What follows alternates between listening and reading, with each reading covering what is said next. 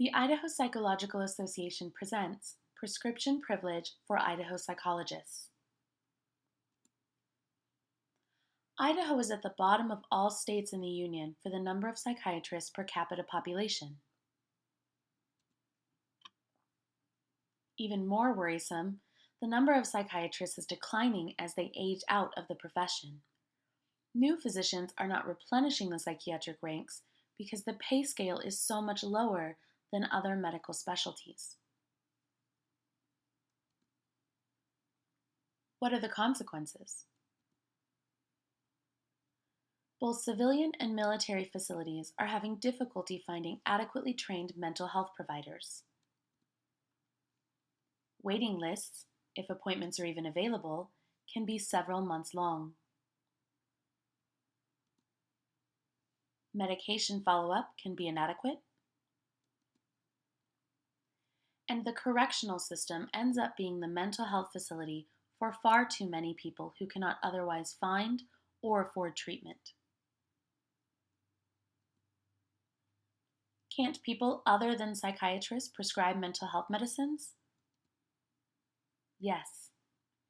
Mental health medications can be prescribed by pediatricians, family practice and other physicians, psychiatric nurse practitioners, and physician's assistants.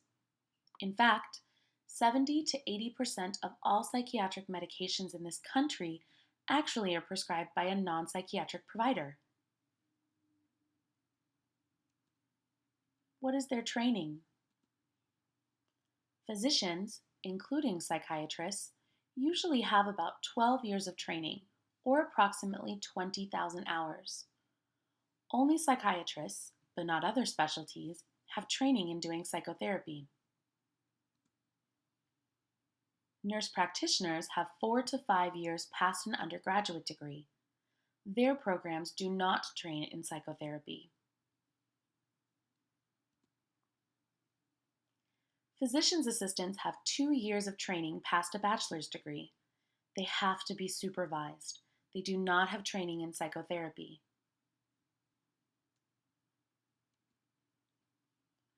Training doctoral level clinical psychologists to prescribe medications will help address the prescriber shortages and also will bring new skill sets to the mental health fields. Licensed clinical psychologists already have 5 to 7 years of training and anywhere from 2,000 to 4,000 hours of supervised clinical experience. To prescribe, they go on for 3 to 4 years of further training in psychopharmacology and pass an exam very similar to that required of physicians. This brings their training time to the same level as that of a psychiatrist, about 12 years or 20,000 hours. Is it safe? Yes. Psychologists have been prescribing in the military and public health service for over 20 years. They have been prescribing in Louisiana and New Mexico for a decade or more. There have been no serious adverse consequences. Prescribing psychologists are both safe and effective. What does the proposed Idaho licensing law say? Licensed doctors of psychology first earn a master's degree in psychopharmacology. They have supervised experiences, and they have to pass an exam similar to the one passed by physicians. Only then can they apply to prescribe in Idaho. Prescriptions are limited to medicines used in the mental health field, and every patient they see has to have a medical provider to evaluate any non-mental health conditions.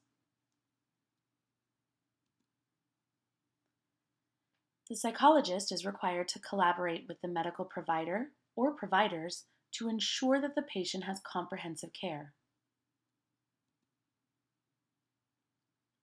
Prescribing psychologists are regulated by the Board of Psychology, which has an advisory committee comprised of representatives from psychiatry, psychology, pediatrics, and pharmacy. Oversight and discipline protect both the patient and the prescriber to ensure up-to-date practice. Yearly continuing education is required. Prescribing psychologists are bound by the same laws that regulate all other prescribing fields. Doesn't this just add to the emphasis on medication? No. Often it does the opposite. The license to prescribe is also a license to unprescribe. A recent study found that people who went to a mental health specialist were less likely to receive medication than if they went to their primary care physician. The specialist more frequently suggests therapy or other interventions and can better monitor medication. Prescription privilege for psychologists is safe, it is effective and proven.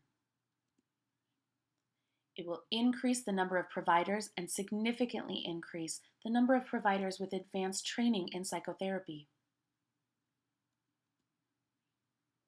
It is collaborative to ensure that the patient receives comprehensive care at no cost to the state. Thank you so much for taking the time to listen to our presentation this morning.